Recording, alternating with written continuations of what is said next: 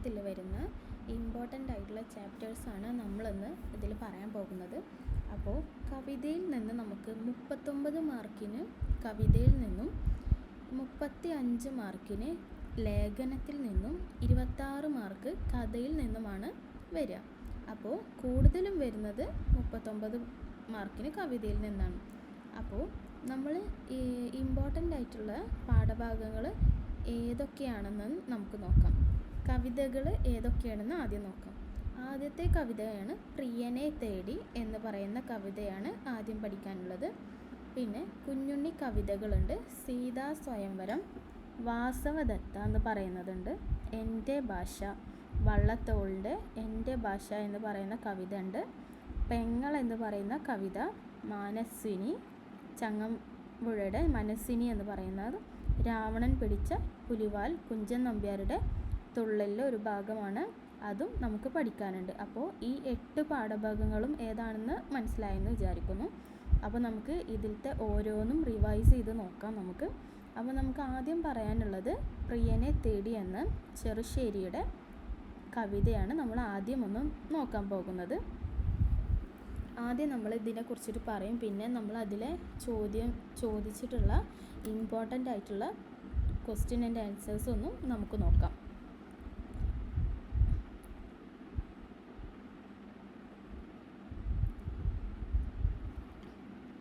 അപ്പോൾ ആരുടെ പ്രിയനാണ് കൃഷ്ണൻ? ഗോപികമാർക്കൊക്കെ പ്രിയപ്പെട്ട ആളാണ് കൃഷ്ണൻ, അല്ലേ? കൃഷ്ണന് എത്ര ഭാര്യമാരുണ്ടായിരുന്നു? കുറേ ഭാര്യമാരുണ്ടായിരുന്നു, അല്ലേ? അപ്പോൾ ഈ ഗോപികമാരൊക്കെ കൃഷ്ണനെ കാണാണ്ടായ സമയത്ത് വൃന്ദാവനത്തിൽ അങ്ങോട്ടും ഇങ്ങോട്ടും കൃഷ്ണനെ തപ്പി നടക്കുകയാണ്, അല്ലേ? അപ്പോൾ കാണുന്ന എല്ലാവരോടും, പക്ഷികളോടും മൃഗങ്ങളോടും ഒക്കെ മരങ്ങളോടും ഒക്കെ ചോദിക്കുകയാണ്, ഞങ്ങളെ പ്രിയനെ കണ്ടോ, ഞങ്ങളെ കൃഷ്ണനെ കണ്ടോ കണ്ടോ കണ്ടോ എന്ന് ഗോപികമാർ ചോദിച്ച് വൃന്ദാവനം മുഴുവൻ അലയാണ്. ആ ഒരു ഭാഗമാണ് നമുക്ക് പഠിക്കാനായിട്ടുള്ളത്. അപ്പോൾ കുറച്ച് പോയിൻറ്റ്സ് എന്തൊക്കെയാണെന്ന് നോക്കാം. കൃഷ്ണഗാഥയുടെ രചനയെക്കുറിച്ചിട്ട് നമുക്ക് നോക്കാം. ചെറുശ്ശേരിയുടെ കൃഷ്ണഗാഥയെക്കുറിച്ചിട്ട് നമ്മൾ കേട്ടിട്ടില്ലേ? ഗാഥ വൃത്തത്തിനെ കുറിച്ചിട്ട് കേട്ടിട്ടുണ്ടല്ലോ. എന്ന് വെച്ചാൽ കൃഷ്ണഗാഥ ഏത് വൃത്തത്തിലാണ് എഴുതിയിട്ടുള്ളത്? മഞ്ചരി വൃത്തത്തിലാണ് എഴുതിയിട്ടുള്ളത്, അല്ലേ? മഞ്ചരി വൃത്തമാണ് ഗാഥാ വൃത്തം. കൃഷ്ണഗാഥ എന്ന് പറഞ്ഞാൽ കൃഷ്ണൻ്റെ പാട്ടാണ്. കൃഷ്ണനെ കുറിച്ചിട്ട് കൃഷ്ണൻ്റെ ജനനം മുതൽ മരണം വരെ ചെറുശ്ശേരി എഴുതിയിട്ടുള്ള കൃഷ്ണൻ്റെ ലീലാവിലാസങ്ങളും എല്ലാം അതിമഹത്തായിട്ടുള്ള കാര്യമാണ് കൃഷ്ണഗാഥ എന്ന് പറയുന്ന ചെറുശ്ശേരിയുടെ കൃതി. ചെറുശ്ശേരി അത് എഴുതാനുള്ള പ്രത്യേക സാഹചര്യം ഉണ്ടായിരുന്നു. അപ്പോൾ എന്താണെന്ന് ക്ലാസ്സിൽ നമ്മൾ ആദ്യം തന്നെ പറഞ്ഞിട്ടുണ്ട്. അപ്പോൾ ഉദയവർമ്മൻ കോലത്തിരിയുടെ സദസ്യനായിരുന്നു ആര്? നമ്മുടെ ചെറുശ്ശേരി. അപ്പോൾ ഉദയവർമ്മനായിട്ടുള്ള ചൂത് കളിച്ചുകൊണ്ടിരുന്ന സമയത്ത് ഇനിയിപ്പോൾ ഏത് കരുവാണ് നീക്കേണ്ടത് എന്ന് നിശ്ചയമില്ലാത്ത ഒരവസ്ഥ വന്നപ്പോൾ, അങ്ങനെ വന്ന സമയത്ത് ആരാണ് ഈ ഉദയവർമ്മൻ കോലത്തിരിയെ സഹായിച്ചത്? ചെറുശ്ശേരിയാണോ? അല്ലല്ലേ. ഉദയവർമ്മൻ കോലത്തിരിയുടെ ഭാര്യ ആരാണ്? അകത്ത് കുഞ്ഞിനെ ഉറക്കിക്കൊണ്ടിരിക്കുകയായിരുന്നല്ലേ. അപ്പോൾ ഉറക്കിക്കൊണ്ടിരിക്കുന്ന സമയത്ത് അതിബുദ്ധിമതിയായിട്ടുള്ള സ്ത്രീ ഒരു താരാട്ടുപാട്ടിൻ്റെ ഈണത്തിൽ ഇനി എന്താണ് ചെയ്യേണ്ടത് എന്ന് നീക്കേണ്ടത് എന്ന് രാജാവിന് പറഞ്ഞു കൊടുക്കുകയാണ് ചെയ്യുന്നത്. എന്തായിരുന്നു ആ ഈണം എന്ന് പറയുന്നത്? ഓർമ്മ ദും ദും ദും ദും ദും ദും ദും ദും ദും എന്നുള്ള ആ ഈണത്തിലാണ് പറഞ്ഞു കൊടുത്തിരുന്നത്, അല്ലേ? ആ ഒരു ഈണത്തിലാണ് പറഞ്ഞു കൊടുത്തിരുന്നത് കൃഷ്ണഗാഥ രചിച്ചിട്ടുള്ളത്. മനസ്സിലായല്ലോ. അപ്പോൾ ഇങ്ങനെ പറഞ്ഞു കൊടുക്കുന്ന സമയത്ത് കോലത്തിരി എന്ത് പറഞ്ഞു? ചെറുശ്ശേരിയോട് ആവശ്യപ്പെടുകയാണ്, ഈ ഒരു ഈണത്തിൽ കവിത രചിക്കാനായിട്ട് പറയുകയാണ് ചെയ്യുന്നത്. അങ്ങനെ ചെറുശ്ശേരി കൃഷ്ണനെ കുറിച്ച് എഴുതുന്ന ഒരു കവിതയാണ് കൃഷ്ണഗാഥ എന്ന ഒരു കാവ്യം. അപ്പോൾ പിന്നെ ഇനി ഈ പാഠഭാഗത്തിലൊന്ന് നമുക്ക് നോക്കാം.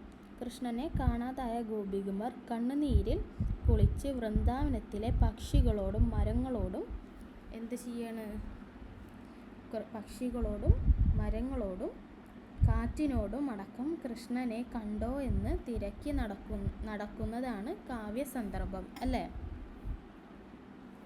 നമ്മൾ ആദ്യം പറഞ്ഞ് കൃഷ്ണനെ കാണാനില്ല. അപ്പോൾ കാണുന്ന എല്ലാത്തിനോടും കൃഷ്ണനെ കണ്ടോ എന്ന് തിരഞ്ഞ് നടക്കുകയാണ് ചെയ്യുന്നത്. നമ്മൾ ആദ്യം പറഞ്ഞല്ലോ, അപ്പോൾ ഇവരെ കണ്ടോ എന്ന് ഗോപികമാർ എല്ലാവരോടും ചോദിച്ച് നടക്കുന്നതാണ് ഈ കാവ്യത്തിൻ്റെ സന്ദർഭം എന്ന് പറയുന്നത്.